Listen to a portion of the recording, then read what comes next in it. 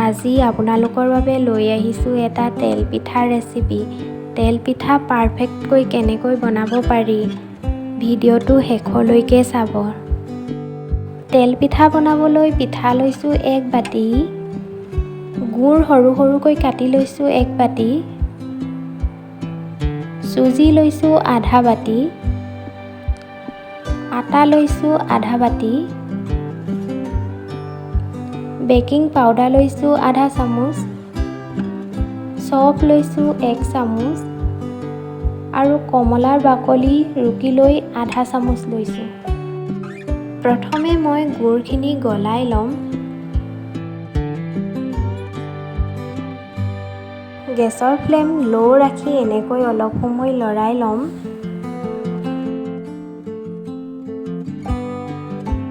গুড়খিনি অলপ গলি যোৱাৰ পিছত তাতে মই আধা গিলাচ পানী দি ভালদৰে লৰাই ল'ম।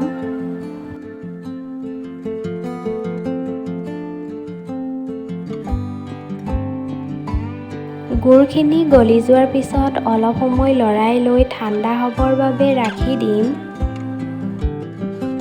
এতিয়া এটা বাউলত পিঠাগুড়ি,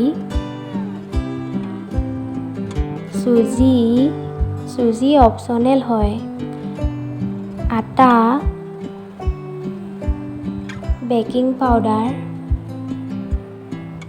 চফ আৰু কমলা বাকলিখিনি দি সকলোখিনি ভাল কৰি মিক্স কৰি ল'ম।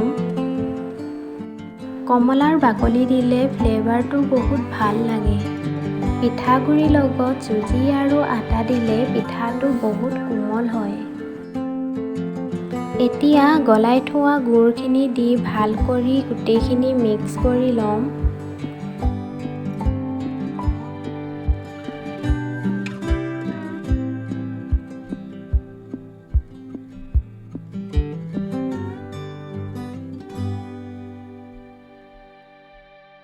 এতিয়া মই অলপ পানী দি মিশ্ৰণটো তৈয়াৰ কৰি ল'ম। আপোনালোকে একেবাৰতে সৰহকৈ পানী দি নল'ব, অলপ কৰি দি পাৰফেক্ট এটা মিশ্ৰণ তৈয়াৰ কৰিব।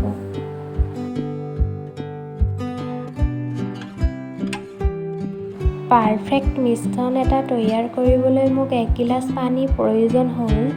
এতিয়া ভালকৈ সকলোখিনি ফেটি ল'ম।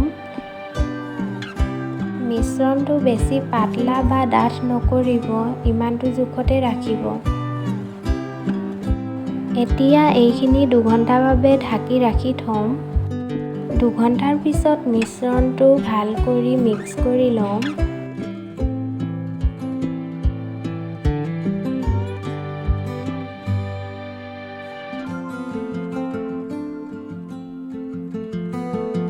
এতিয়া এখন কেৰাহীত তেল দি তেলখিনি গৰম হ'বৰ বাবে ৰাখি দিম।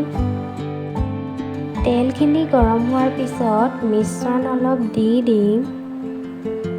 এতিয়া ভালকৈ লৰাই থাকিম হেতাৰে এনেকৈ।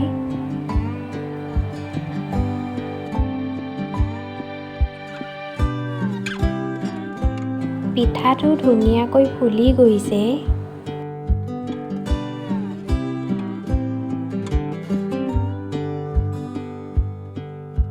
পিঠাটো লুটিয়াই লৈ গল্ডেন ব্ৰাউন হোৱালৈ ভাজি থাকিম।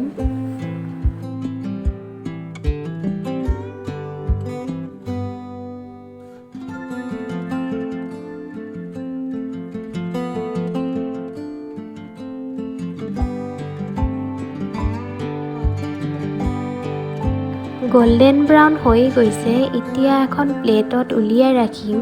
পিঠাখিনি বনাই হৈ গ'ল। আপোনালোকেও এনেকৈ ঘৰতে বনাই খাব পাৰে।